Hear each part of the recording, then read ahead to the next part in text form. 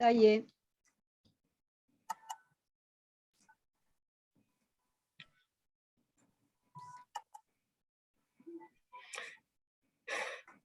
Bonjour Regina.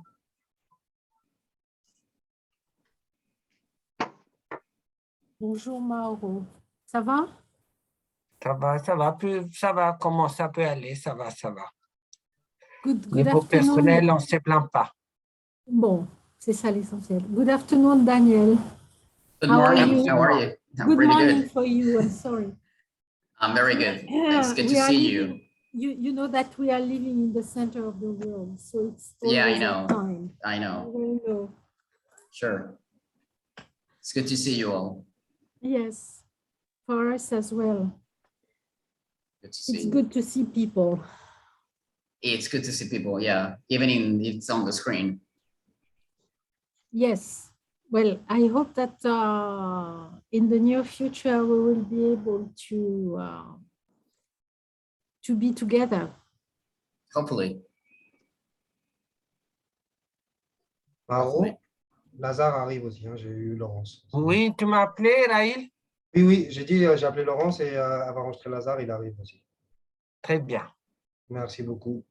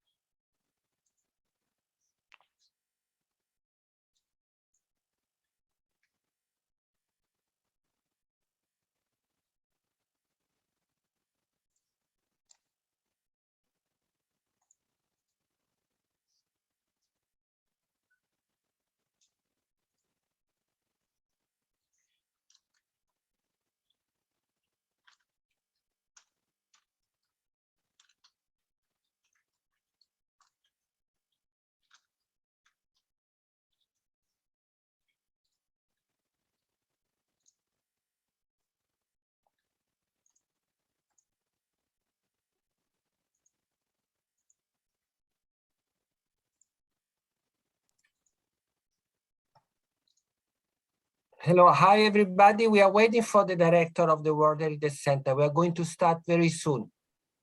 Thank you.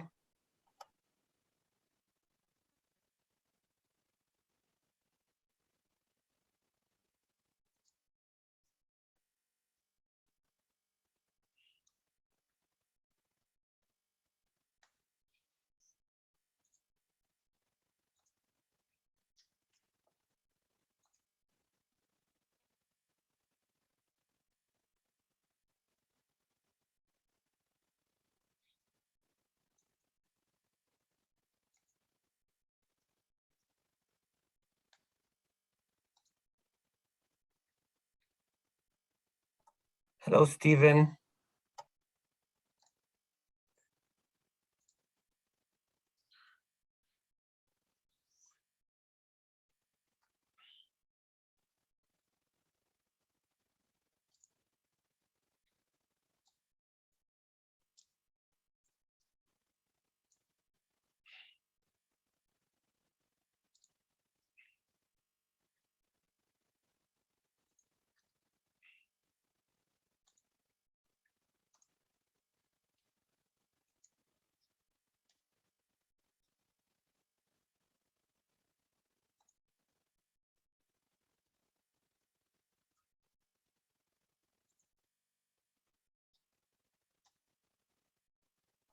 Hello, everybody. Good morning, everybody. I think we can start. I see that our director, Lazar Elundo, is there. So this is Mauro Rossi, World Heritage Center. Lazar, you have the floor. If you want to start, we can now. Almost everybody's there, so we can start. Thank you. Mike? Thank you, Mauro. Thank you. Can you hear me now? Yes, yes. Do you hear me? Perfect. Yes. Yes, we can hear you, Raza. Okay, great. Okay. Thank you, Mauro. Dear colleagues, who are World Heritage Site Managers, World Heritage National Focal Points, representative of the advisory bodies, IUCN, ICOMOS, and ICROM, representative of the Category 2 Center for World Heritage, and the colleagues from field offices also. In my capacity as the director of World Heritage, I'm really pleased to welcome you today to this gathering for the third cycle of the periodic reporting exercise in the Latin America and the Caribbean region. But maybe before I start, I like to just say that this is also an opportunity to have a thought for our colleagues and friends who are heritage professionals, who are World Heritage Site Managers, who are World Heritage National Focal Points, who are risking their life to continue protecting the heritage in Ukraine. I think from wherever we are in the world, it's important that we also have, we think about them, and that we know that, you know, from wherever we are in the world, protecting World Heritage, it's important for the protection of the cultural diversity. It's important for promoting peace. It's important for promoting reconciliation. It's important for making sure that even after a trauma, you know, cultural heritage and our world heritage are also what can be used to help recover from this difficult period. So I would like to place also this meeting in the spirit of our commitment to protect world heritage, as you are doing in your region today, as you have been doing also in the past.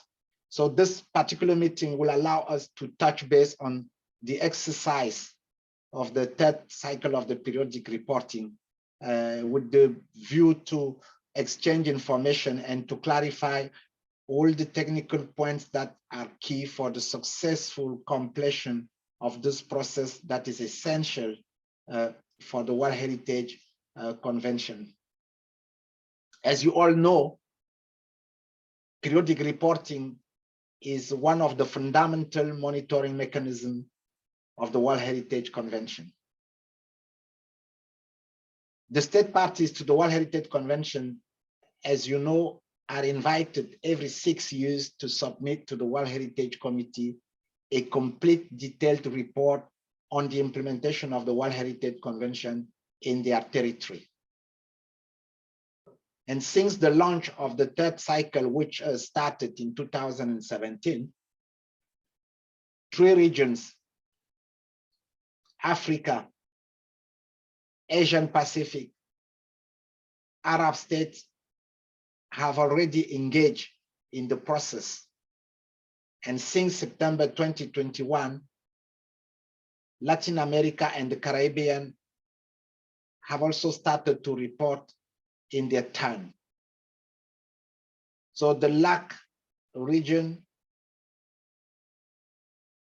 it's an important region to understand how implementation of World Heritage Convention is being undertaken, because this region involves 33 state parties and 147 World Heritage properties.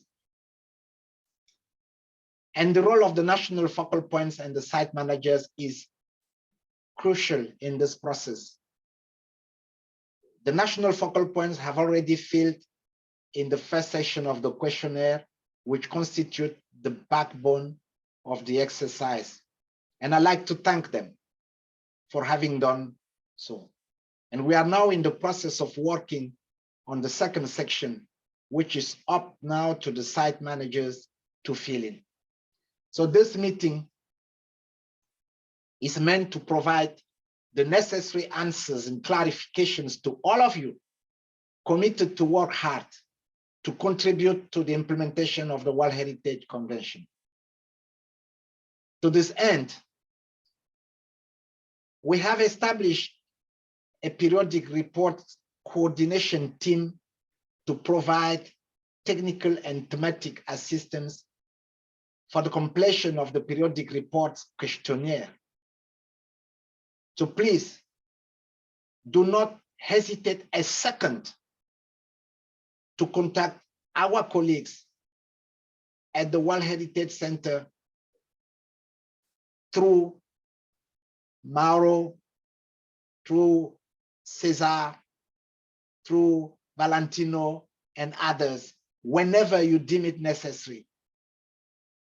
And the advisory bodies with whom we work so well for many years, from ICROM, ICOMOS and IUCN, as well as the 2 category 2 centers that are also very important, Zacatecas, but also Lucio Costa. They are also committed to assist, and I'd like to thank them for their commitment and their involvement in this process of the third cycle of periodic reporting exercise.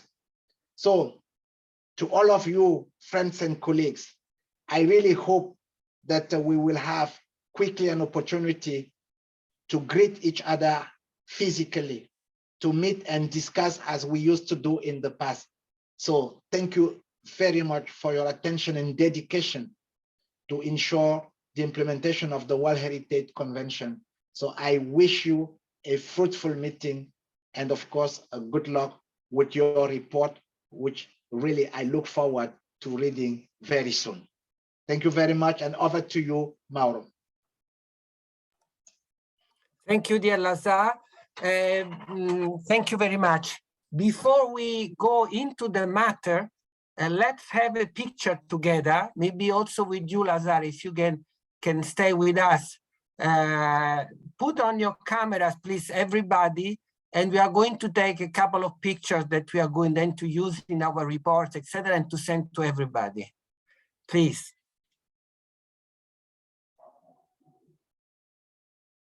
Have a nice smile too. And we have diverse photographers in our team who are going to take the picture. Here we go. 1, 2. Okay. Thank you so much. Okay, thank you so much. So we are going now. I'm going now, with your permission, Lazar and their colleagues, to present you quickly the program of the day. You already received of course, the program, the agenda, but let's have a look at it together again. Can you see my screen? Okay. So after the opening remarks of Lazar, of our director, and the picture, we are going to see a video, a very general video presentation on the exercise, the third cycle of periodical reporting.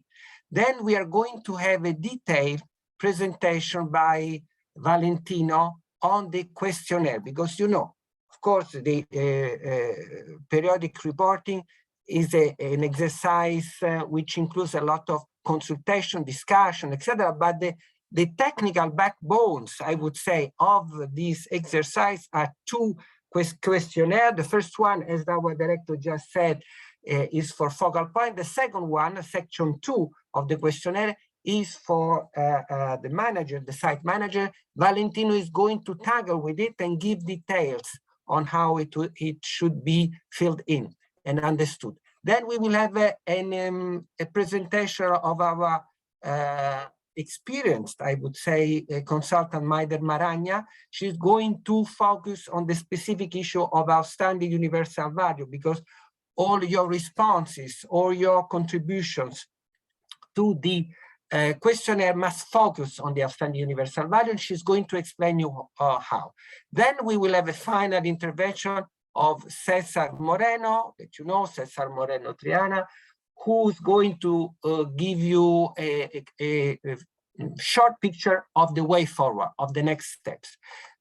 Between every presentation, you will all have the possibility to make comments and questions, etc. At that point, it will be important that each of you present him or herself, name, and then, of course, the country and the site from where you are speaking. In order for us, we know each other more or less, but this will help us to identify us better. Okay? If everything is clear, and then you will have opportunity to raise your hand and questions and make comments, I would ask our technical support, Mohammed Rahil, to put on the video presentation, and so that we can go on punctually. For the time being, we are punctual. Thank you, everybody. Thank you, Mohammed.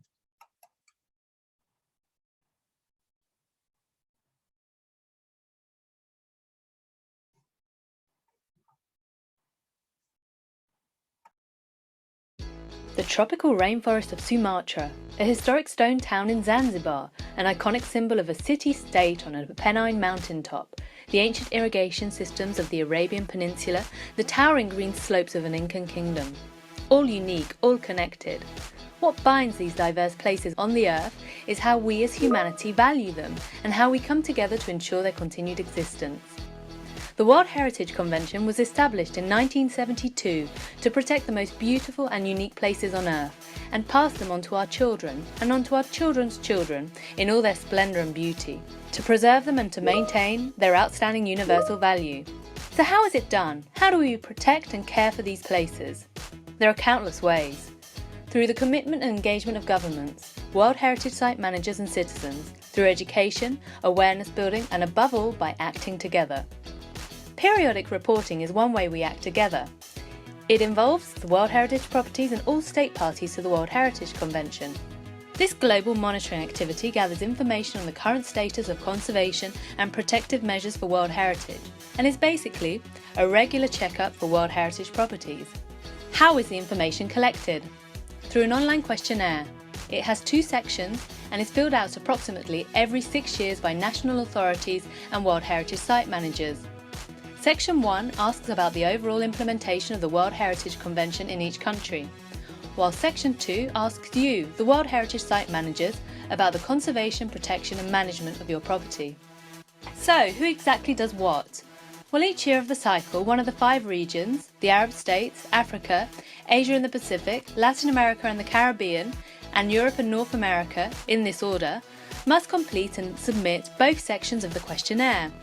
Site managers fill in Section 2 and their national focal point, the official World Heritage Government representative, validates it. The process often involves consultation and dialogue with other actors such as civil society, local communities, the advisory bodies to the World Heritage Committee, ICOMOS, IUCN and ICROM, and also World Heritage Specialised UNESCO Category 2 centres and UNESCO chairs. The reports are sent to the World Heritage Centre, after which regional reports are developed. Regional action plans are also developed, which set priorities, strategies and goals for the region, and these can be used by World Heritage Site managers to guide and inform their World Heritage work. The World Heritage Committee, which is the decision-making body for all World Heritage matters, made up of 21 representatives of the state parties to the Convention, examines the regional reports and their action plans at annual sessions. This helps them to understand and assess conditions at World Heritage properties in different regions and to make decisions on how to resolve challenges and encourage more sustainable conservation practices. Before a new cycle begins, there is usually a pause of a year or 2, which is called a reflection period, which is when we pause, reflect, and change anything that needs changing. The last time we did this was between 2015 and 2017, and thanks to that, there is now a new and improved periodic reporting questionnaire, which includes vital topics like sustainable development and also looks at the other cultural and environmental conventions that relate to heritage conservation. We have also developed special World Heritage monitoring indicators, which will show both progress and gaps in global conservation. So, to sum it all up, periodic reporting tells us the state of conservation of World Heritage properties and whether the outstanding universal value is being maintained. It highlights achievements and specific issues or issues for improvement. This reporting is not a test, but an exercise that has opportunities for reflection, learning, and new perspectives, and can contribute to professional development and enhanced site management. It encourages cooperation, helps build networks and engages the global World Heritage community in a proactive and collaborative way, which is what it's all about. The periodic reporting exercise is here, now in its 3rd cycle. The process involves all state parties to the World Heritage Convention, and there are over 1,000 World Heritage properties.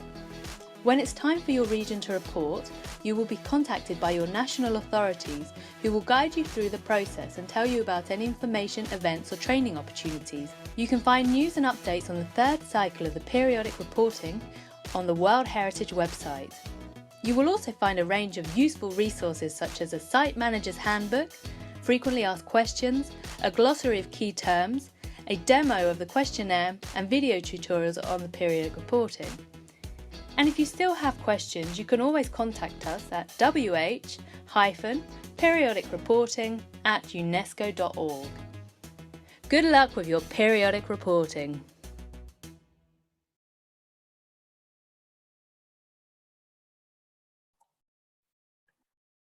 Thank you. I think it was technically very clear. I would like to say, before giving the floor to Valentino for a detailed presentation of the section 2 of the questionnaire, I would like to say something very short in Spanish, which is that para los que prefieren expresarse en español y que entienden mejor el español, vamos a tener una sesión dentro de 2 días, el jueves, a las 4 hora de París, 10 horas de Lima, una sesión como esta del punto de vista del contenido, pero únicamente para hispanohablantes. También nuestra colega y compañera Maider acaba de decírselo a todos e nel chat. I was just saying that there will be a meeting. This same meeting will be for Spanish-speaking managers in 2 days. So for the ones who prefer express themselves in Spanish, understand better Spanish, they may just disconnect and connect in 2 days for the meetings with the Spanish-speaking colleagues. So now I would give the floor to Valentino for a detailed explanation on what is and how it should be understood and how it should be used. Section 2 of the periodic reporting questionnaire. Please, Valentino, you have the floor. Thank you very much, Mauro. Good morning, everyone, and good afternoon for some of you. I'm Valentino Eto'o, so I'm working at the World Trade Center as a periodic reporting coordinator for this exercise for the third cycle. And I think I know, I've been writing to nearly all of you, if not, most of you, if not all of you. During the last months, in September, we have launched exercise in the Latin America and the Caribbean region.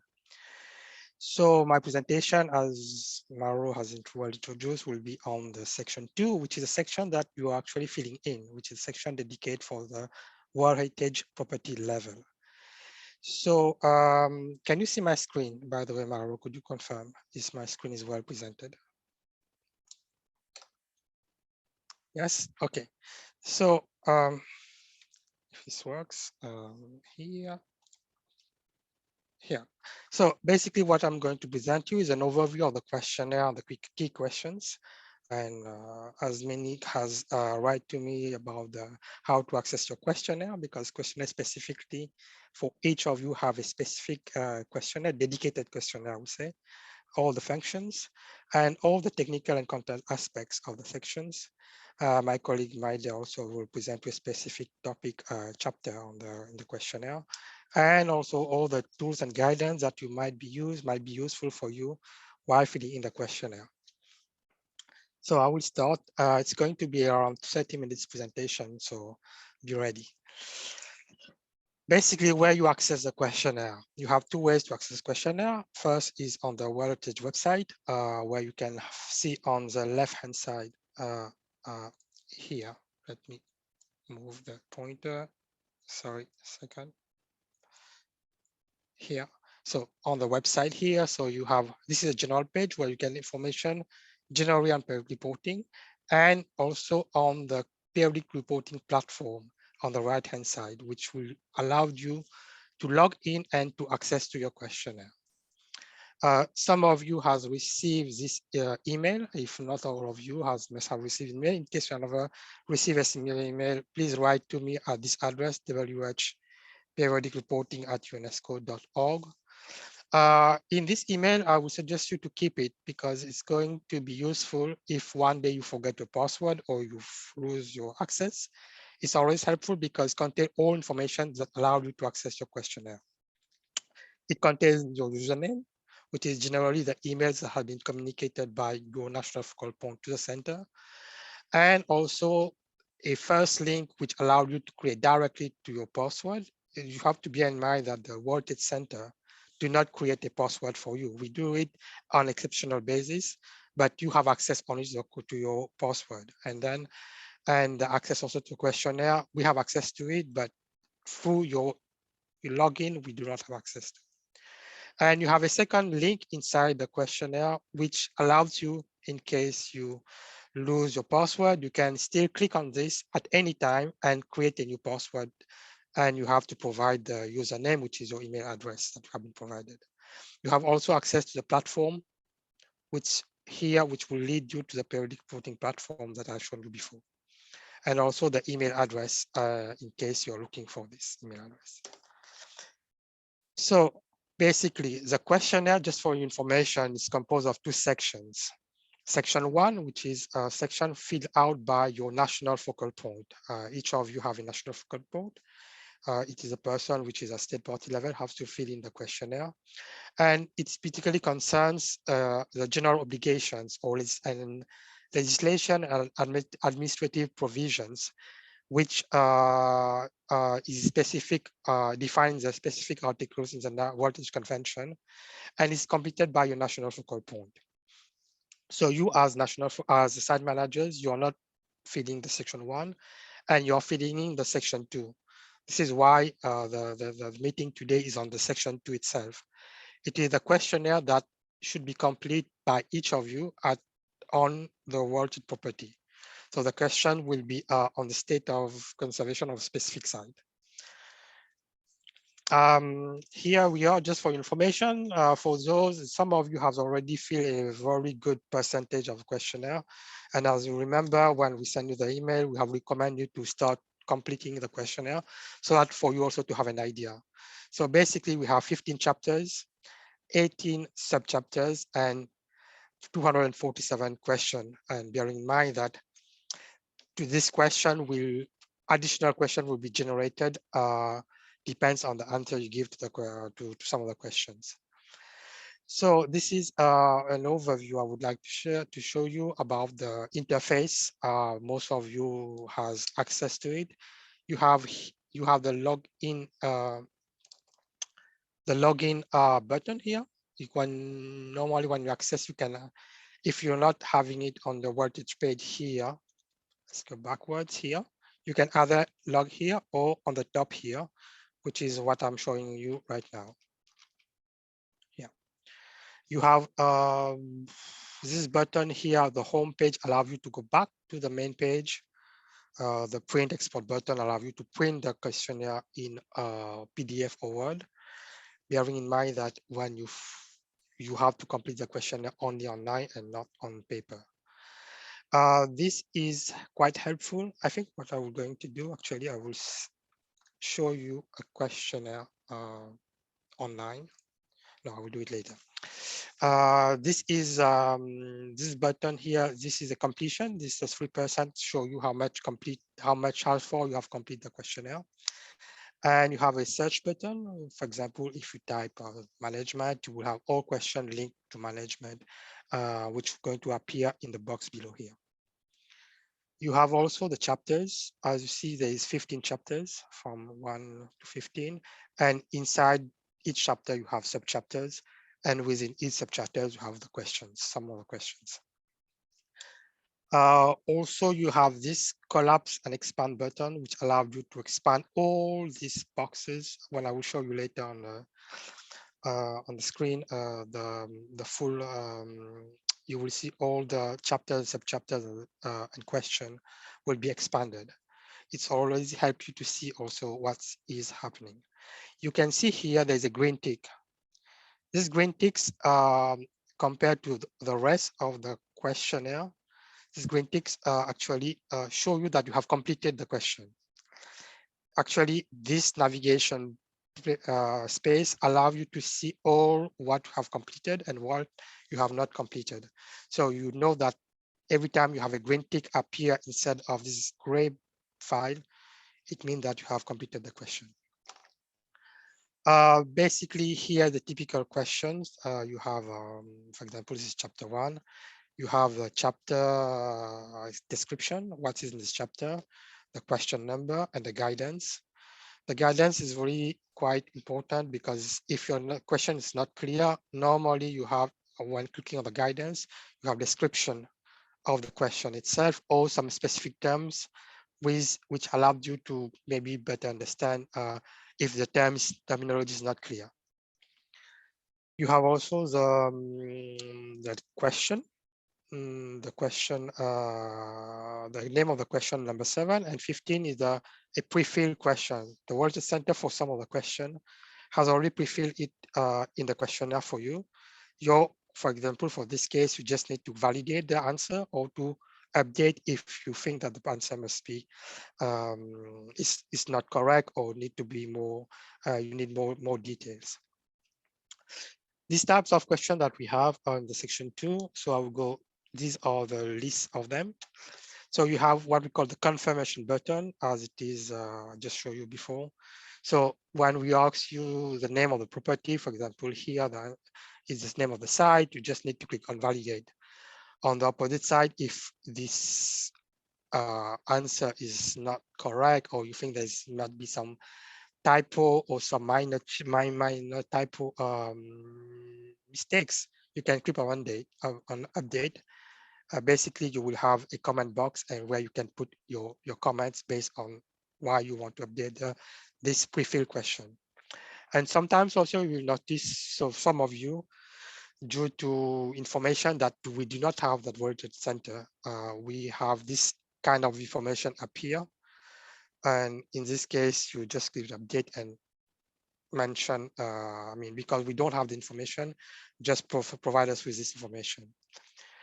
You have a different type of question, what we call radio buttons. Radio buttons allow you to, with a question, to choose the most appropriate one, and you have only one choice. So in this case, for here, you have yes, no, or not applicable. So based on the question, you have only one choice to answer. You have checkboxes where you can answer more than one questions. You have one question and more and several options when you can click more than one option.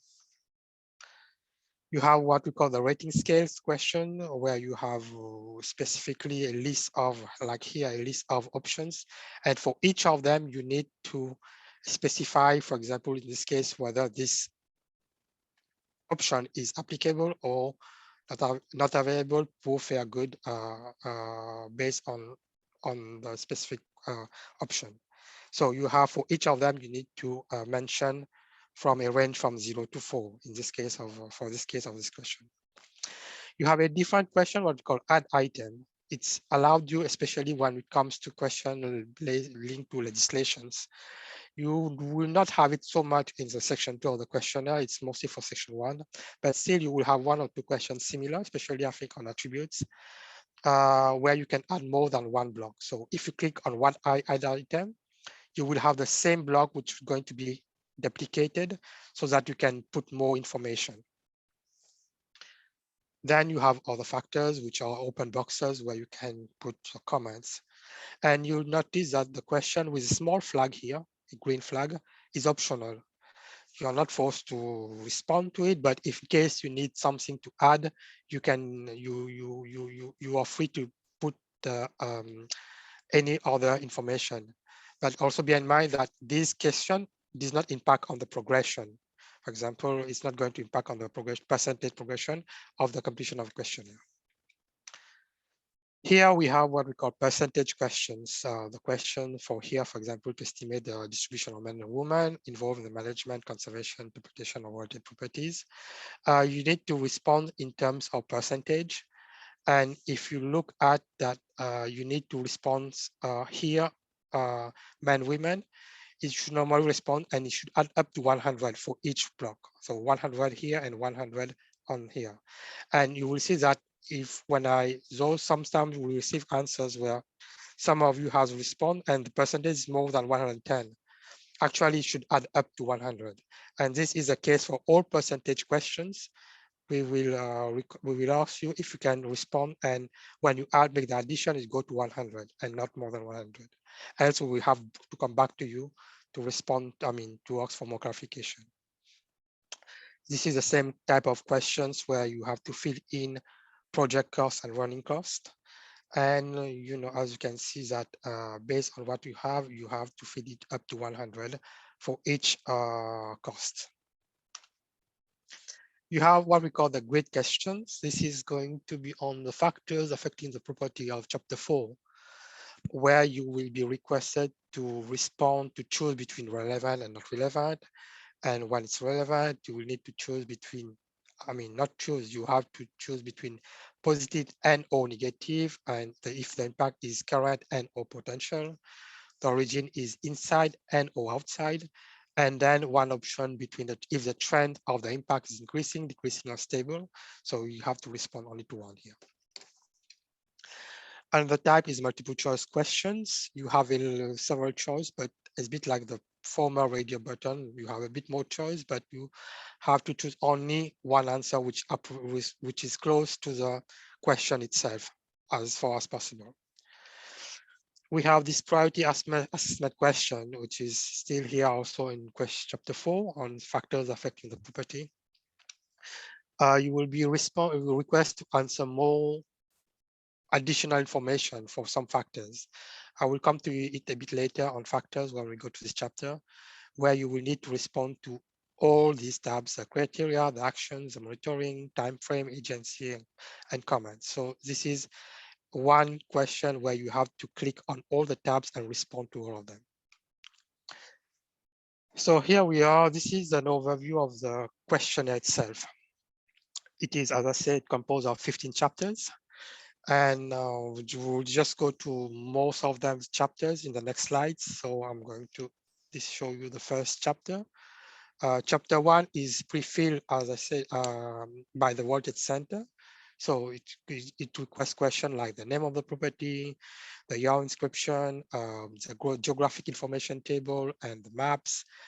And in case for maps and specifically to geographic information tables, this will be good that you click also on the guidance in case you want to update this information. Because as you know, maps and geographical coordinates is subjected to special kind of, let's say, treatment, because it has to go to the adoption, I mean, by the committee if there is a new map coming, etc. So I will suggest you to look carefully at the guidance, because for this chapter, maps and coordinates, is very specific and need intervention of, I mean, presentation to the committee. Chapter 2 is about synergies between UNESCO conventions, programs under which your property is protected. This chapter aims to gather information on existing and potential synergies between, for example, you have this 5 UNESCO cultural convention, the 1954 Hague Convention, its second protocol, the 1972 Convention on illicit trafficking and means of prohibiting and preventing import, export, and transfer of ownership, the 2001 Convention on the Water Cultural Heritage, 2003 on intangible cultural heritage, and the 2005 Convention on the protection and promotion of the diversity of cultural expressions. And also, you will have also some recommendation of UNESCO, but in this chapter, you will be asked to what extent the 9272 UNESCO recommendation has been in place, and the 2001 recommendation on the historical landscape also. With regards to programs, most of them are, I mean, here I'm presenting all of them is natural sites. You will be asking if it's applicable for some of site, maybe your site is also a Ramsar site in part or in whole, so you will request to answer this kind of questions. Chapter 3 is about the statement of outstanding universal value. I will skip this chapter because Maida, who is going to make a presentation, is going to give you to talk more about it. Chapter 4 is the factors affecting the property. As you know, this chapter is for those who already work on it. It's the longest chapter of the longest chapter of the questionnaire.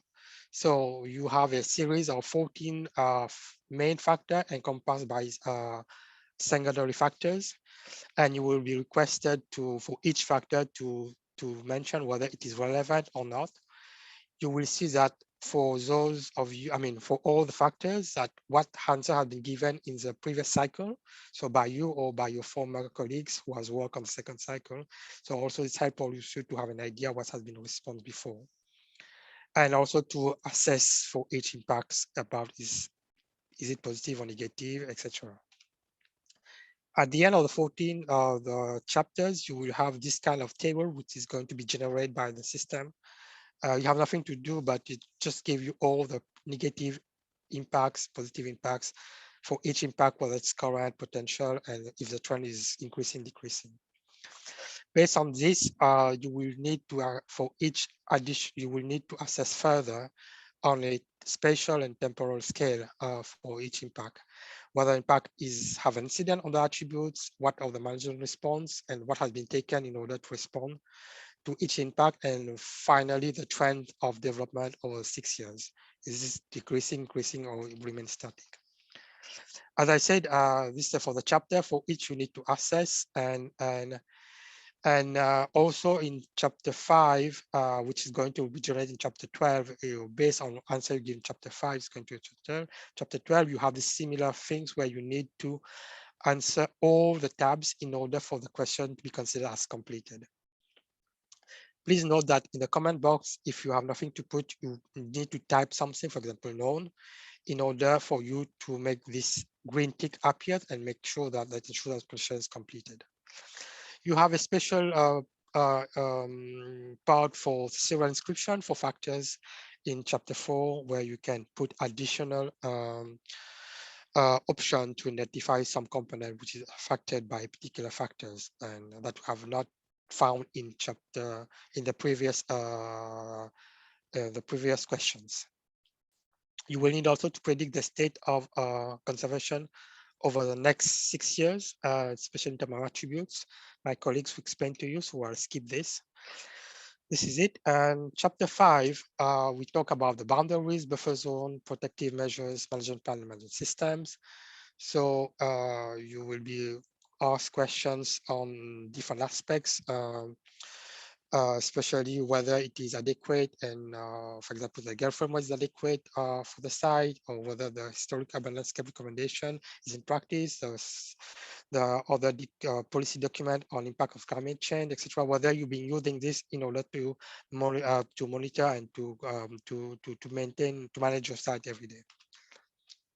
Chapter 7 is about scientific studies and research projects. So this year you will be requested to ask questions on the existence of any research programs which is directed toward management needs and or the improvement of the understanding of OUV on the site. Chapter 8 and gather information on the existence of effective heritage education and awareness programs. And you will be asking questions generally to services dedicated to education information, whether you have interpretation and awareness building. Chapter 9 is about visitors management. Question will be localized on the way you use statistics to collect data on the sites, and whether there are, for example, emblems on the site, how much is displayed and how what extent is displayed. Chapter 10 is about monitoring. Here you will ask questions like involvement of monitoring on the foreign groups, for example, to indigenous people, local communities, women, and tourism industries.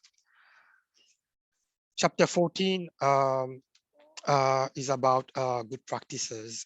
You will be requested to give good practices on different topics, for example, on sustainable management, on synergies, data conservation. It's up to you to give an example of good practices on your site, on governance, capacity building, etc.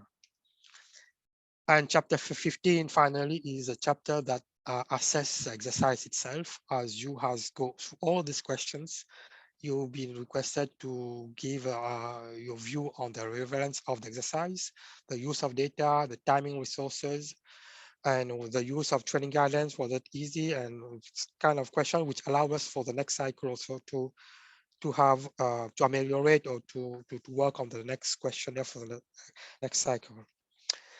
Yeah, as you said, you can export the questionnaire in PDF or in Word for your own use, for example, for your own record, and maybe for sure, sometimes for internet connection, it's better to fill in than later on to go and online and put the answers online.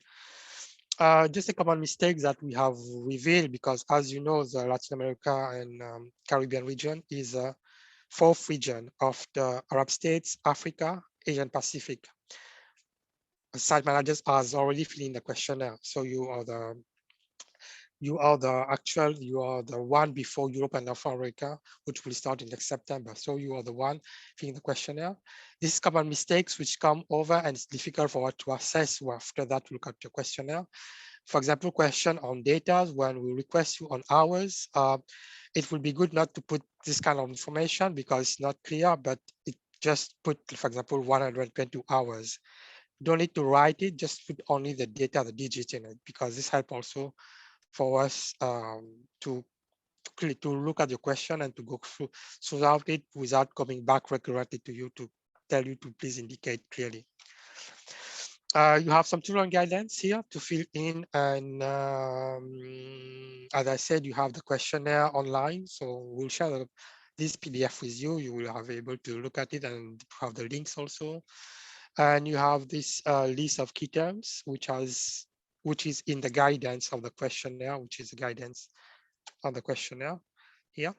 And also we have a handbook for site managers, and it is all these materials are in English, French, the language of the convention, but also been translated in Spanish to help you for because Latin America and the Caribbean is mostly Spanish speaking region, also to help colleagues, site managers in this region to better understand the concept and the questions and all information that pertaining to site the exercise. We have also this, as you just see the videos, it exists also in different language, including Spanish. You have also in Chinese, Arab, Russian, even in Nepali. So you can look at it and you can have this question. You can have it on the platform. There are several questions that used to come out. For example, what language need to be used in the questionnaire? And as you know, the convention, the voltage convention, language is English and French. So you're supposed to respond in these two languages. I mean, either English or French. The type of question we already mentioned. Can you work simultaneously? For example, if you want to give your access to someone else to work on the questionnaire, because on different topics, the person probably is more specialized than you. So, or for the case of mixed sites, where you have access for two site managers might have access. In this case, yes, but take into consideration that every time someone come after you and change the answer, it is the last answer which has been saved, which will be taken into consideration. So in this case, there is a need for you also to coordinate with the person that you give access. I mean, you have shared your logins with the person. So make sure that there's coordination between you and the person. How many questions? So 247 plus questions generated. We can go up to around 280 questions that we need to answer. How long will it take? Generally, it might take, if you have all the information readily, I will say in 1 week, or it could take you up to months. By the way, Cesar will tell you about the deadlines in his presentation. Who has access to the questionnaire is only you. And if you give access to someone else, so it will be you and the other person or the other persons. No one has access to you except your national focal point, who has access to all the sites questionnaire in the country. He has access to his section 1, where he has or she has to fill in, but also he can see all your questionnaire. And who has the final say? And your national focal point is the one who is going to submit the questionnaire. He has a submit button basically to submit the questionnaire to us. When you finish 100%, you just need to inform your site, your focal point, that you have completed the questionnaire. On our side, we can see all the questionnaire and the degree of completion, who has logged in and logged out, so we know where you are in percentage. And in a monthly or like 3 weeks basis, we're going to send you your progression status. We have to do it, and in order to inform also the National Commission and delegations about the progression of your filling out of the questionnaire. So you have answers from previous cycles. Character limit for some boxes is only 500 characters. As you tap in, you will see that the character limit will show up. Should I work only on the online tools? Normally, yes, because the questionnaire can be only submitted online. And if you log out, when you log in, you have this small button saying, remember my password. This is what we recommend out, because if you are not working on the questionnaire for more than 30 minutes, you will automatically be logged out for, this is a question of security, internal security at UNESCO. And in case you need any help, you can have this email, wh.publicreporting@unesco.org, and we are really happy to respond to you in a shorter delay as soon as possible. And if you have additional questions, you will see online that we have also the frequently asked questions. You might want to look at it. It's also translated in different language, including Spanish, and you might want to look at it, or else you're free to write to us to the World Trade Center. This is it. Sorry for being long, but I already warned you before, and thank you for your attention. And I am open. It's up to you, Mauro, for the continuation of the meeting. Thank you, Valentino. We have some minutes now for immediate clarification. If you participants have questions, whatever question, there are no stupid questions, and you may need just to have a clarification on something that you didn't hear or didn't understand fully. Valentino is at your disposal for the next minutes. Before taking the floor, please, or in taking the floor, kindly introduce yourself and don't forget to say the country and the World Heritage Site where you are from. Please, don't be shy, you have the floor. Whatever question.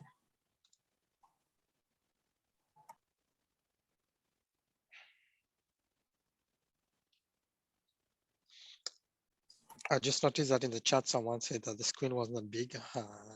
So in case you have not seen or something, you feel free to re-ask questions.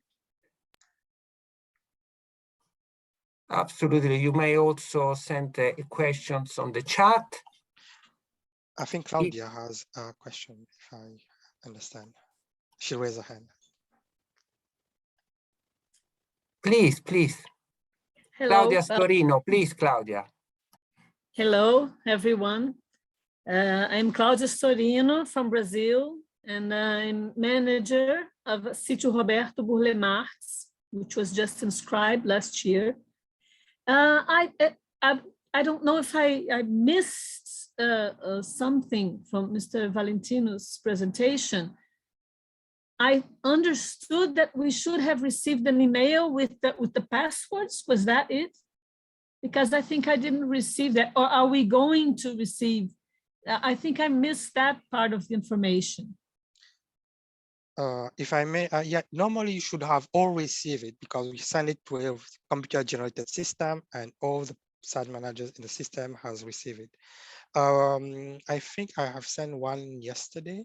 If I've not received it, you'll need to check in your spam box because as generated by computer, sometimes your email considered that it's a spam. But in case it's not the case, I can send you it again because I think I sent it some days ago, yesterday, if I'm mistaken. Yes, yes. Normally, we have sent this to all of them, all of the site managers in the LAC region in last September. Of course, if you have not received it or you cannot find it, just come back to us. We can regenerate a new email that will be sent to you. There's no problem. So you feel free to do it. I would add that it's very normal that we have had already for the first section, many people having sometimes also having received it. And even if you have lost it, you have a right sometimes to lose it. Because you record it and then you do other more urgent things, and when you are back, you have lost it. So don't be ashamed to say I've lost it, and Valentino is passionate enough to provide another password, no problem.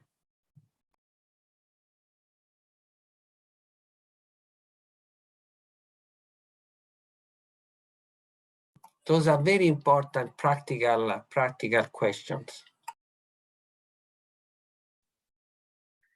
Mauro, there is a question also in the chat regarding the time you need to fill in the questionnaire. Valentino, can you say it? Cesar will tell later on the timing of the whole exercise, but maybe Valentino, you can already provide some elements. Yes, what I was thinking, Mauro, what I was just saying that if you log in your questionnaire and you fill it, and then you leave your computer and the system automatically log you out of the 30 minutes of inactivity.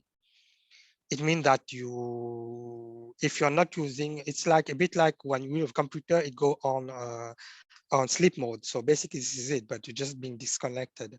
So if you don't want this to happen, when you log in the first time, you will have this small box, remember my password, because if you don't do it, you will be log out, and then when you log in, you will need to put your password again. It happens many times and some people don't understand, but it's not, you have only 30 minutes. If you don't use, I mean, you don't use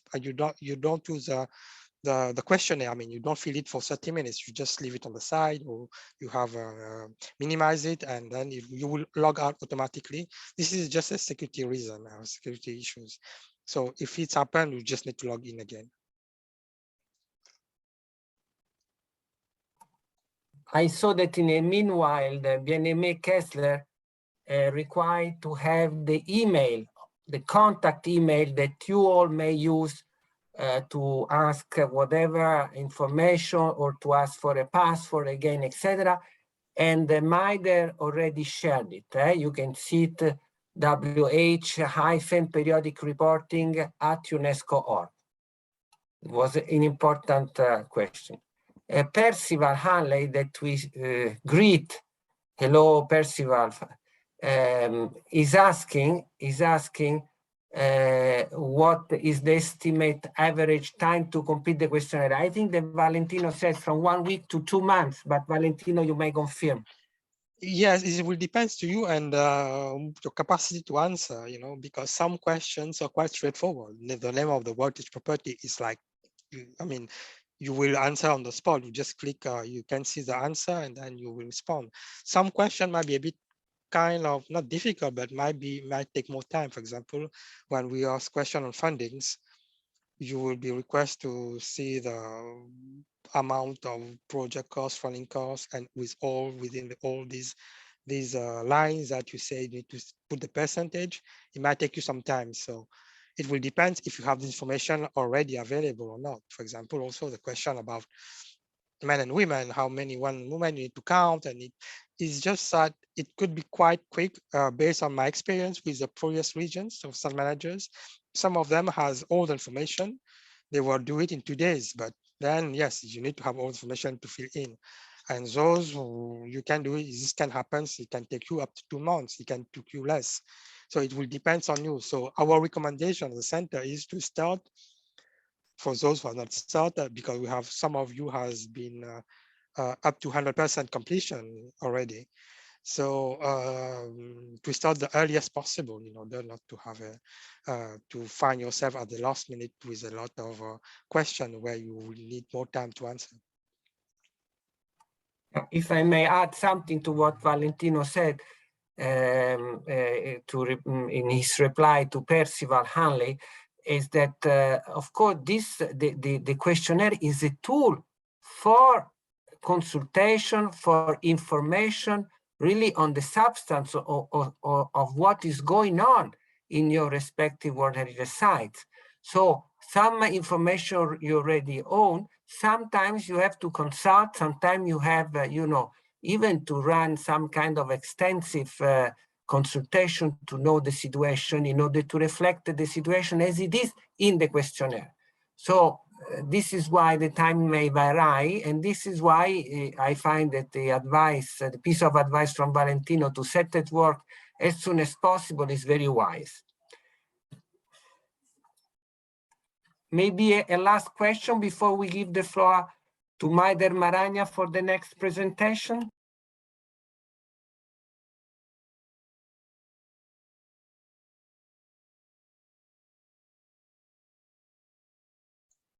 There's a question in the chat, but I think it's from Percival. Maybe he won't. Yeah, Percival is on the deadline. I think that Cesar is going to give the deadline and so on, but maybe we can advance it already, the piece of information, before we give the floor to Maider.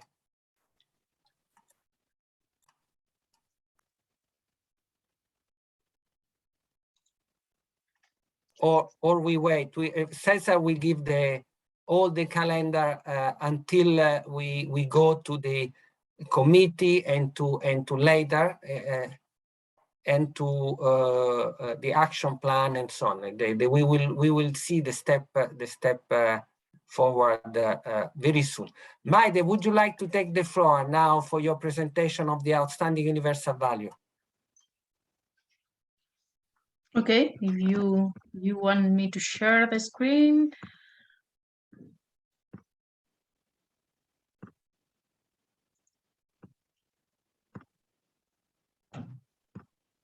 So I hope you can see it. Okay. So, I mean, this new presentation, it will focus more on the specific topic of the OUV and the attributes, but from a perspective, from a very practical perspective, how they are, let's say, mainstreamed in the whole periodic reporting exercise in your questionnaire. So you will see that this presentation is very linked to the previous one, and you will have more information about some of the chapters and how to react to some of the questions. So as you can imagine, the questionnaire is focused on already well-known basis of the convention and of the World Heritage List and of many of the realities you face in your daily life managing the site. So the idea of this exercise is not to create completely new characteristics, information, etc., but providing an assessment to the already existing and already, let's say, very used information that you deal with in your daily management of the site. So here you have the typical list of, let's say, elements: the OUV, the outstanding universal value, the criteria that the site met when it was inscribed, the attributes, the authenticity and data integrity, and the protection and management of the site. Remember that we are just focusing on section 2, which is related to each particular property, which is your case as site managers. So as Valentino was presenting, the section 2 in its chapter 3, it starts with the idea of the statement of outstanding universal value. We are not going now to go deep into what the OUV is, because you all well know what it means, and because we have also other colleagues from UNESCO, from the advisory bodies that could also help you if needed. But as you know, the outstanding universal value is the core element of the World Heritage List, and of course, it was also decided that it should also be the core element, the mainstreamed element of the periodic reporting exercise and also questionnaire for section 2. So it is important to have in mind that you will sometimes during the filling the questionnaire, you will need to get back to your OUV. We know that you learned it by heart, but sometimes you will be interested in checking it again. So it could be interesting if you have your OUV printed or saved in a very easily accessed way, so you can get it and have the information. As you well know, all the sites have the OUV included when they are inscribed or in the exercise of the retrospective or SOUV. You can also access all the information in the World Heritage webpage in the documents area, but mainly all the sites in the region, in the Caribbean and Latin America region, all of them, they have the OUV approved. So this shouldn't be a problem for you, because the OUV that will be the basic of your exercise is already approved and you know it by heart. So you will find, as Valentino was mentioning in his presentation, that question number 3.1 will ask you if the OUV adopted is the correct one. So you will be requested to say validate in principle. You could just click on update if you see that there is any kind of, I don't know, typo or mistake, but in principle, this is not a process to change your OUV. The OUV has been adopted, and in principle, all the information will be correct and you should just validate it.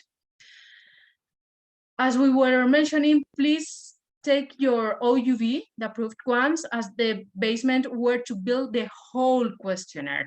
Sometimes you have, let's say, you have very updated information for your site, you have extra information for your site, and sometimes you can get lost if you don't remember that the basic line for reacting to each single question should be your OUV, the one approved by the World Heritage Committee.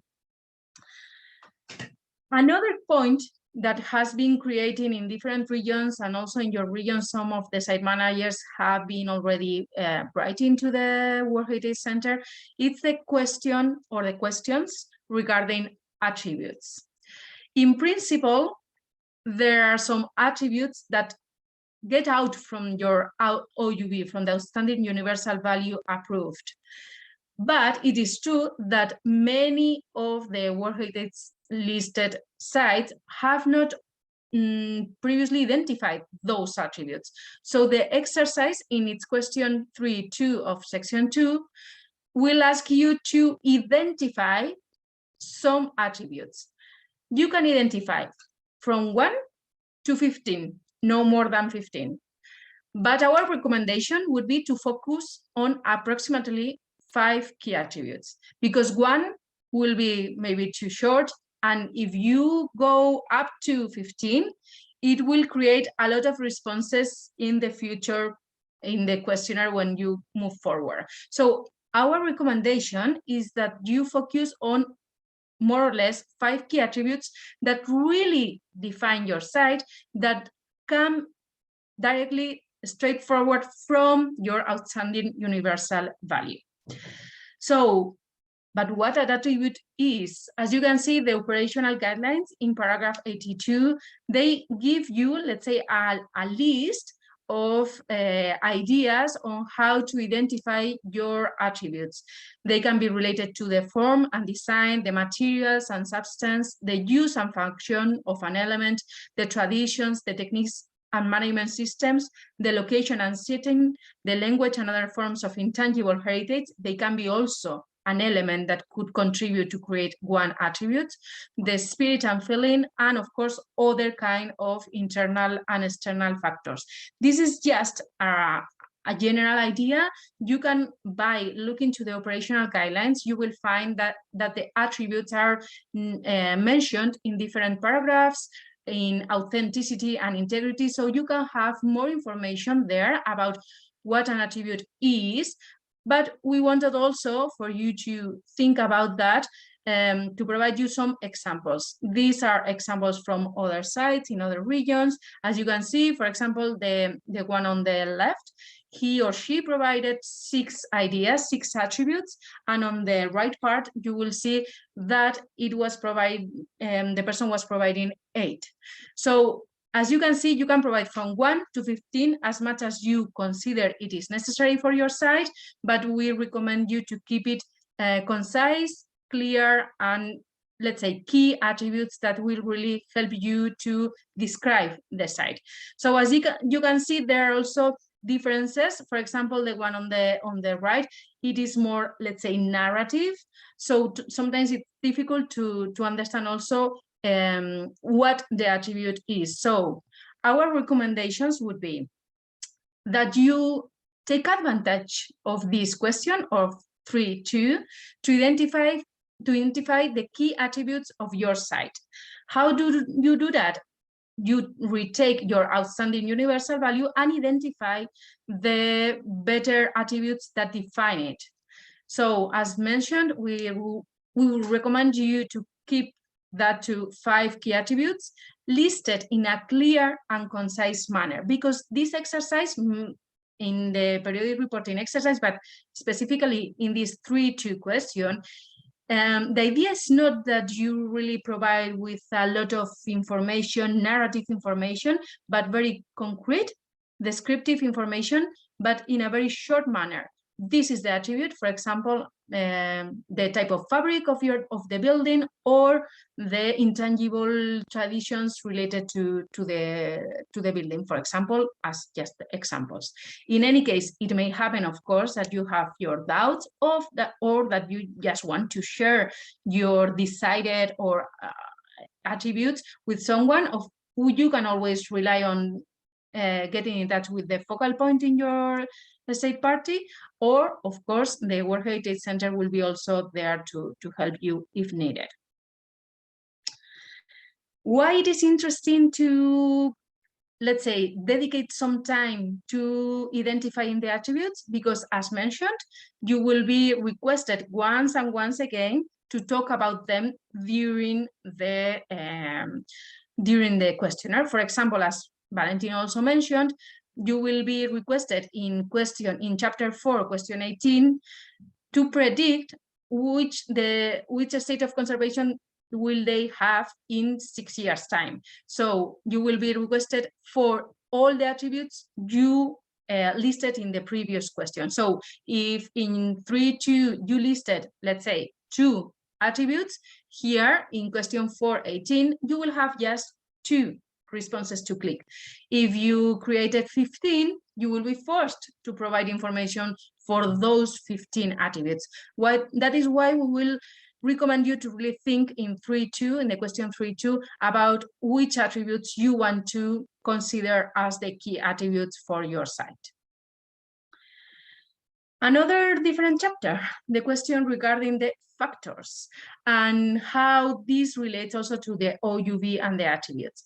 As you know, and as Valentino mentioned, the chapter number 4 is maybe the longest one, in the sense that it really asks you a lot of information in different questions. It is not so much about providing a lot of narrative description information, but clicking different options that you will be requested.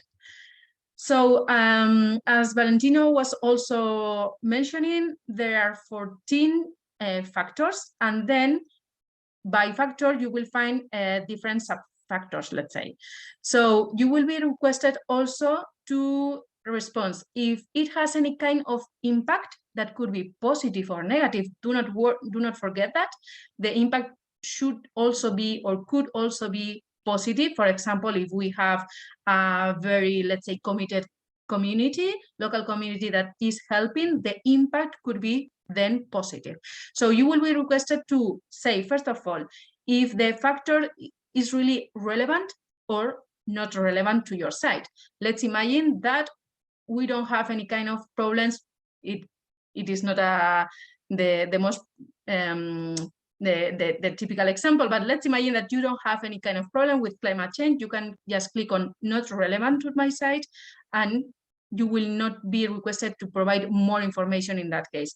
If not, if it is relevant for your site, please click on relevant, and then you will need to explain if the impact is positive or negative. And then if the origin is from, let's say, inside or outside the boundaries, you will also be requested about the spatial scale. The impact is restricted to just one small zone, or it is localized, or it is extensive, or even widespread. You will be also requested about the temporal scale, like it is just one of rare, intermittent or sporadic, frequent or ongoing. You can also say if that impact, both positive or negative, it's insignificant, minor, significant, or even major. So as you can see, there are many questions. If you click on it is relevant to my site, you will be requested to provide this extra information. As you can see, it's not narrative information, but just clicking on those choices that you have. You will also be requested about the management responses you are giving to that impact, and if the trend in the future will be increasing, static, or decreasing. Here you have, in a more clear way, some of the questions. So, as we were mentioning, those primary factors, which are 14, are in fact the same that you are already, that you already know from other processes of the World Heritage Convention, like, for example, the conservation status database. There you have the information, but every time a site goes through a SOC process, the factors mentioned in that SOC are the same that you will find in this particular periodic reporting exercise. And here you have the list: buildings and development, transportation infrastructure, pollution, local conditions, social and cultural uses, invasive alien species, management, and other factors. Of course, all your responses, this is a chart from another region, all your responses will create this kind of assessment of factors. So here you have the table of how you will be requested to click on the responses as mentioned by Valentino. And this is a key point. When you are filling all that part of chapter 4, please have in mind, as Valentino also stated, that the factors you select as having any kind of impact, both positive and negative, in your site will be afterwards creating a summary table. This is the summary table that you will find in 12.1, and there this table is, let's say, created in an automatic manner. You will not be able to change it, but you will already receive the information that you validated or created in chapter 4. So it means that chapter 4 is a core chapter, because then it creates also another one like this one, the summary in question in chapter number 12. So as Valentino was already mentioning, and not to be long, you will be requested for each of the chapters, for each of the factors that you clicked like having impact, you will be requested to provide more information about which criteria are impacted and those kind of things. Just to be finishing and moving into the sharing knowledge part of our meeting, we would also like to mention other key aspects and approaches that you will find in section 2. Remember, there is a chapter, which is number 2, that providing or asking information about the synergies of your site with other kind of conventions, recommendations, like the CURE recommendation and others. So remember that you are requested specifically about your site. So you will be requested, for example, if your site is linked somehow to the 2003 Convention regarding intangible heritage and those kind of questions. Other key questions, other key subjects, there is also, let's say, a long part regarding management. Always remember that it is related to the site level management, and it will be requesting you information about the legal framework related to your site, the available resources you have to manage the site in the daily basis, or if you have already updated plans, or how you manage with the coordination with other stakeholders. There is also a chapter on visitor management.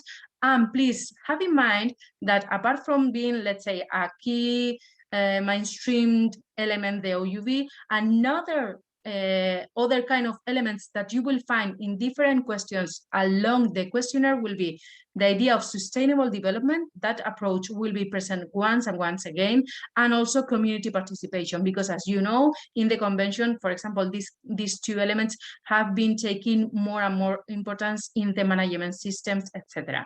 You will be also requested about monitoring, and you will have a chapter where you can provide with best practices. And of course, do not forget to evaluate the exercise. Your ideas could be very useful for the following cycle. And please don't forget, as mentioned, that it is a site level exercise in section 2. And this is also another thing that we would like to remind you. Please remember that the periodic reporting exercise, it's some kind of a monitoring exercise for the whole region, for all the sites that are inscribed in the World Heritage List. This is not a test, it is not an exam, but it is an invitation to monitor your site. What do we mean with that? We are not going to use the information you provide to really check about possible problems in your site and then take measures. The idea is that you use this questionnaire as a useful basic line for future monitoring. Maybe this questionnaire asks you about issues that you never thought about, and that could be very useful for the future monitoring and the present and the future monitoring of your site. So our recommendation is that since you are going to do this exercise, you can take take advantage of the situation to really improve the monitoring in your site. Thank you all.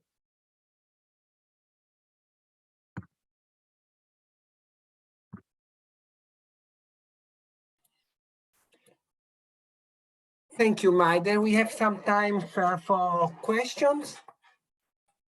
Again.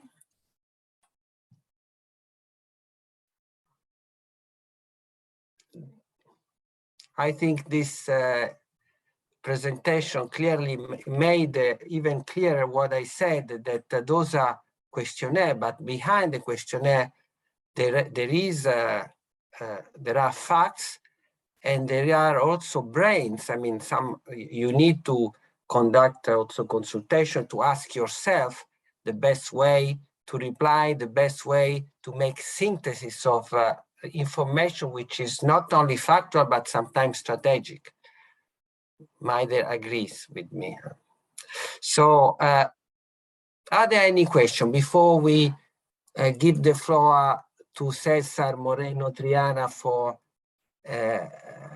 the way ahead, what we are going to do in the next weeks and months, and how we are going to, first of all, receive, then analyze, elaborate, and transform the picture that we are going to have through this periodical reporting exercise into action, into an action plan. Please take the floor, ask. I see maybe no question, very clear, says Stephen Focke from Paramaribo. Hello, Stephen.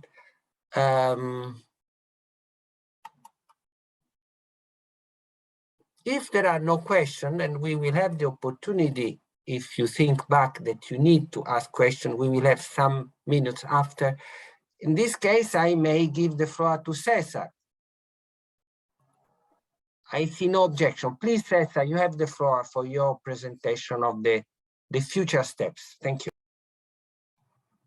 Thank you, Mauro, and hello, everyone. Well, it's a pleasure to be here with you today. And let's see what's the way forward for the Latin America and the Caribbean region periodic reporting exercise, to see what are the main deadlines that we have to comply in the following months and years, because this will go until 2024, and to see exactly what are the main steps that we have to follow. So as you know, the launching of the periodic reporting was done in 30th of September 2021. We launched the exercise. It was the beginning, let's say, of the work to develop first the questionnaire and to complete the questionnaire according to the guidelines that have been provided early on by our team.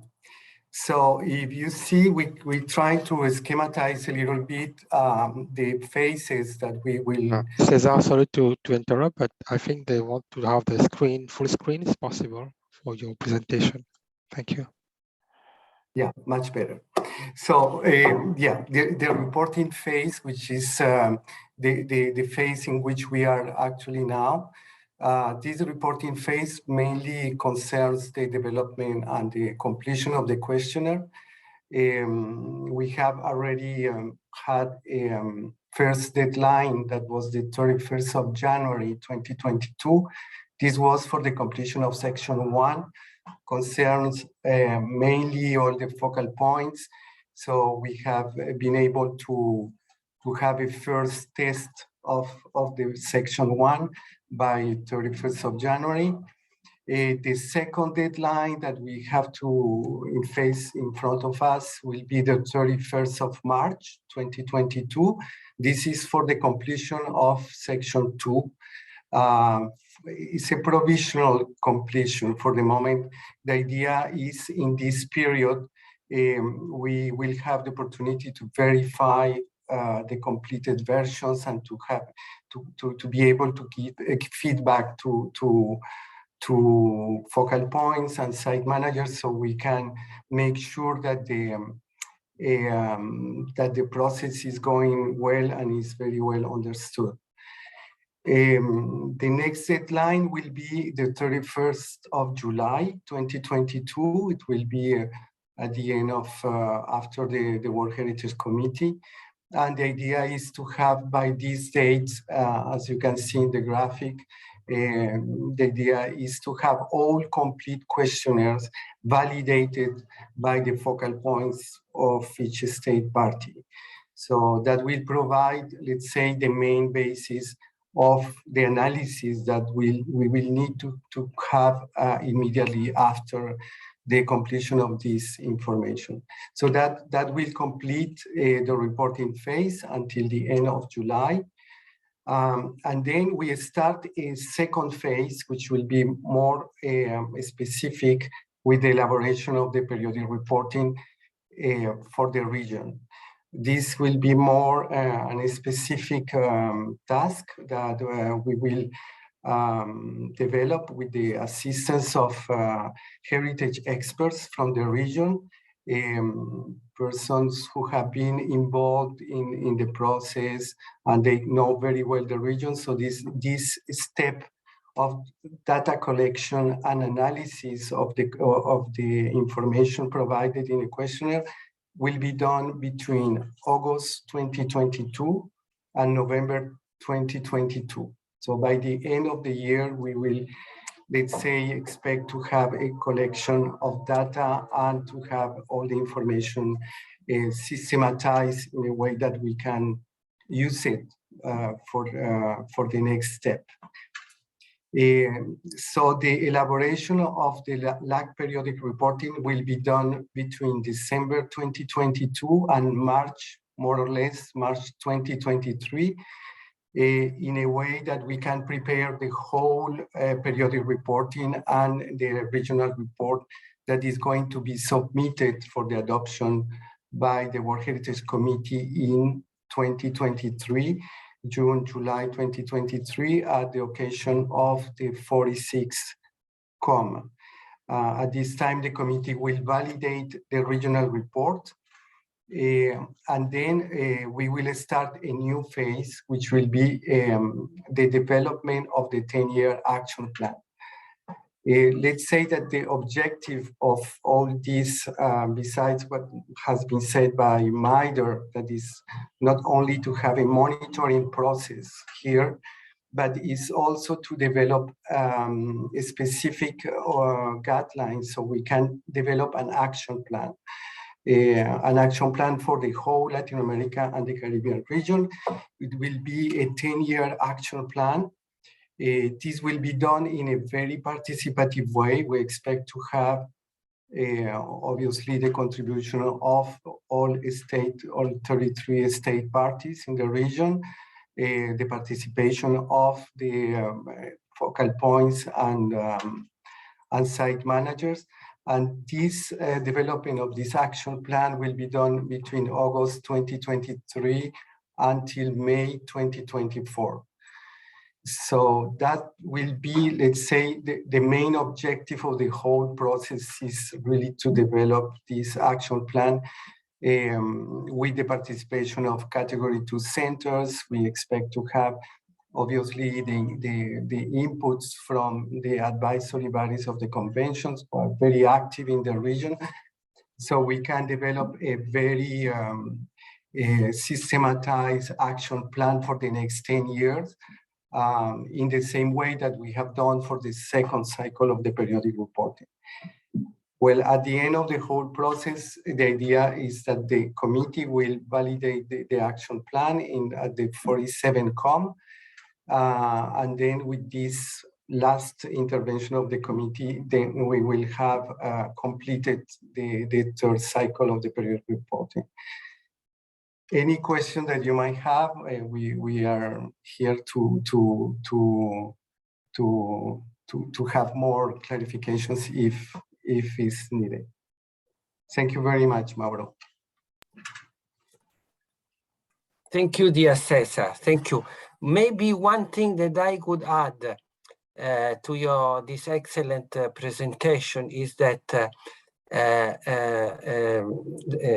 last time we had an action plan, which was not only the action plan for the entire region, but we also then developed, upon recommendation of the committee, which adopted the action plan, we also had action plans for the specific sub-regions, of course. And this can also be a further development. Once we have a general framework, we will have certainly the possibility also to develop more specific frameworks for action, identifying priorities, objectives, partnerships, etc., for the specific situation of each sub-region, because of course we know it in the secretariat, and we all know the present participant in the meeting that, of course, a sub-region like the Caribbean, they don't have the same context, except then Central America and North America, they don't have the same situation of South America and so on. So we have a diverse context, which requires contextualize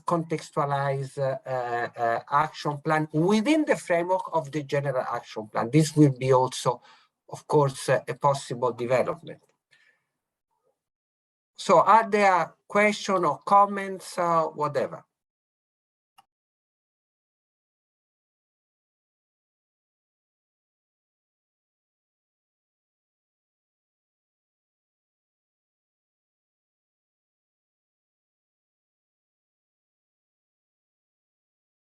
It is true that, of course, you know that we are at your disposal for whatever question at whatever moment. Many of you have, of course, not only our emails, but also our phones, our WhatsApp, etc. And they know that you all know, and we are committed to reply quickly to all your questions. Gabriel Costa is asking for the floor. Please, Gabriel. Hi everyone. I am Gabriel Costa from Paraty, Brazil. And I'm just letting you know, I first want to thank you because this presentation making my job here much clearer and easier to fill up. And then I hope to fill it, to finish this questionnaire very soon. I just would like to receive here the contact that we had, the persons that is in charge for me to sort out some questions that I have it.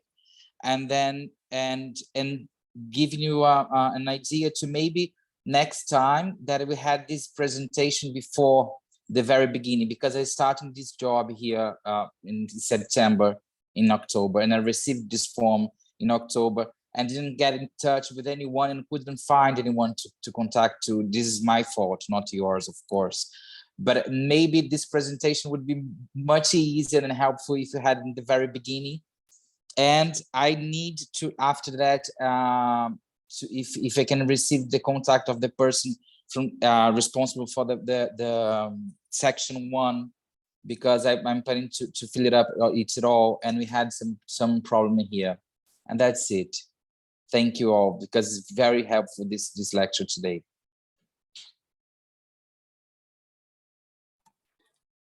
Obrigado. Thank you, Gabriel. We take note.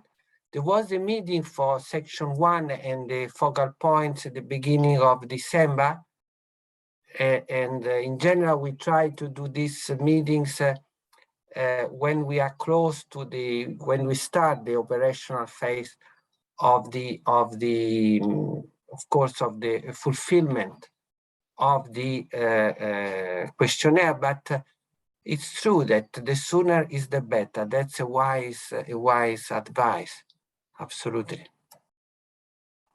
Are there other questions or comments?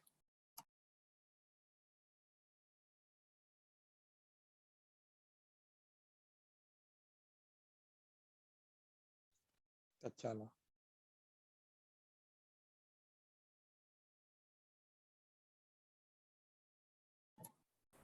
Tatiana querida, you have the floor.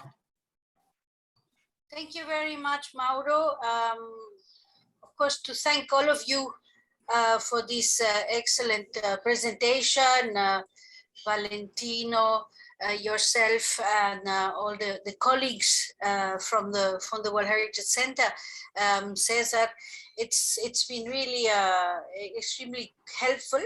I was going to ask something. I was in Cairo when this exercise was done for the Arab countries, and we had a meeting. Of course, it was not COVID time, so we were able to bring together all the site managers and focal points from all the sites in one room to work on their computers, filling up the forms. And so it was like on the job monitoring of how they were doing the work. And we had, of course, all the people from relevant people from the World Heritage Center in the room answering questions and going from group to group. I know this is not the same situation right now with COVID, and I suppose this meeting it's more, let's say, face to face, even if it's digital, for maybe some subgroups to work together with some of the people from the center in the actual filling up of the forms and asking questions. That would be what I would like to find out. Absolutely, absolutely, Tatiana. And I hope that we will be back to presential, to real meetings soon. I remember that, for instance, I started to work with the World Heritage Center when I had, it was 2014, a meeting end 2014 for the elaboration of the action plan based on the previous exercise, and we were all together. It was a meeting in Havana, all together in a room, you know, working on priorities, etc. And of course, we are getting back to it. For the time being, of course, we replaced it with even WhatsApp, Teams, Zoom meetings, etc. And but let's hope that we will get back to normality. Stephen Focke from Paramaribo is asking for the floor. Please, Steve.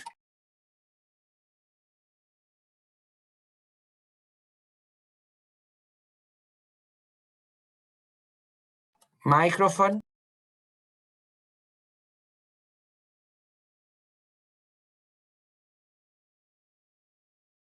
I cannot hear you. I don't know if other can.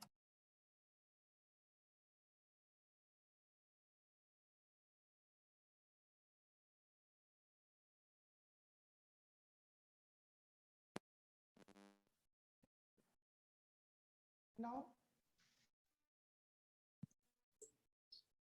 No, we can't hear him.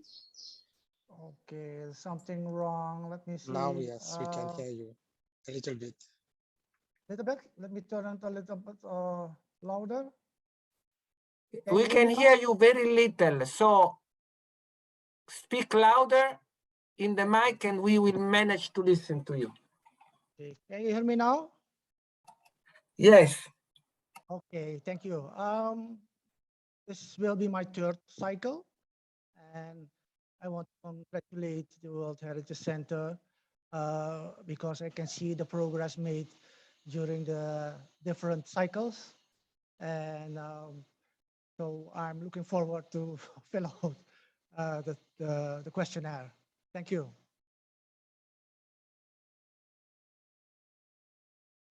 Thank you. We like this very positive, encouraging comment. Thank you, Stephen. Very nice, very kind.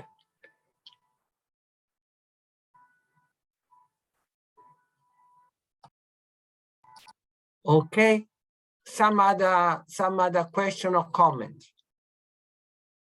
Be they critical or very positive, like, you know, we have both. We like both. If we have no other comments, then I will just close the meeting. It being understood that we keep all in contact through the email, which has been already notified again on the chat, or you may write to me directly, to Cesar, whom you know, Valentino, etc. And we are ready to provide you, to contact you or by the phone, on email, and explain what is necessary to explain. Sometimes we get crazy for little technical details. Don't get crazy, just contact us in advance. As soon as you don't understand where to push, where to, you know, where's the button, the famous question that can drive us crazy, you know, don't ask, just to yourself, ask us, and we will solve immediately the problem. Also for the question of password, I think that Stephen Focke just sent a mail saying that he doesn't find the password in its spam, etc. So we get back to you quickly and we find a solution. So if there are no other comments, I would just thank you.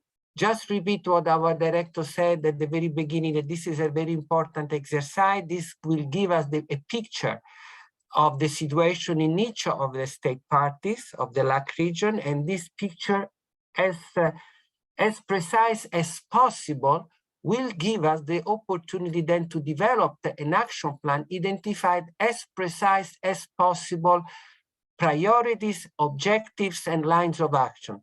So we will be efficient if you are efficient now in providing a good picture of your situation and in telling us what the challenges are, not only the solution, not only the way forward, but also the obstacles that you may encounter. It's very important that this is not a positive rhetoric exercise, but a real picture, a real map of the situation as a tool to solve problems in the future. Problems that we all have, and that you all have, of course, in each sub-region and throughout the LAC region. So if there are no other questions, I would like to thank all the participants, my own colleagues, the Secretariat, my own colleagues of the field office, our consultant, the advisory bodies, the representative of the advisory bodies, and the category 2 centers, and all the managers and the focal points who also have joined us together with all the others. Thank you so much, and thank you for your important work. We keep in contact. Again, for the ones who want a repetition in Spanish, we will have a meeting in a couple of days. These same meetings, more or less the same context in Spanish, if you are interested and if you have people interested in following it in Spanish. Thank you so much. Bonne continuation to the French speakers. Merci. Bye-bye. Thank you. Bye, guys. Nice to see you again. Bye-bye. Thank you. Take care. Merci. Au revoir. Stay À safe. bientôt. Stay safe. Goodbye. Yes.